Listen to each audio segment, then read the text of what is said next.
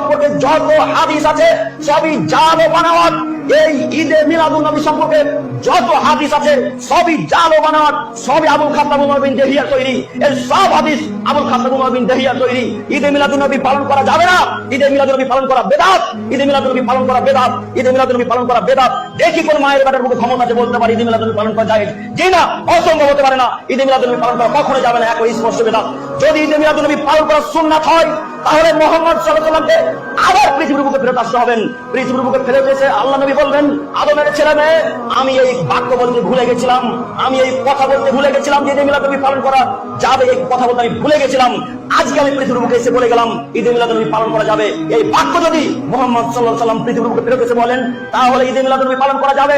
যেহেতু মুহাম্মদ সাল্লাল্লাহু আলাইহি ওয়াসাল্লাম পৃথিবীতে কখনোই ফেরত আসবেন না, কাজে ঈদে মিলাদ নবী পালন করা যাবে না। কথা বুঝতে পারেননি? কাজেই এই ঈদে মিলাদ নবী পালন করা যাবে না। সম্মানিত দিনী ভাই, আপনাকে আমি কি দিয়ে বুঝাবো যে তাদের আকীদা কত খারাপ? আমি আপনাকে কি দিয়ে বুঝাই তাদের আকীদা কত খারাপ?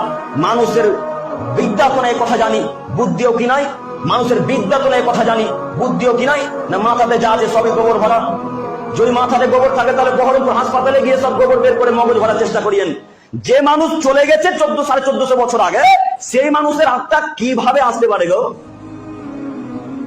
ওই মহরম যখন হয় তখন ওই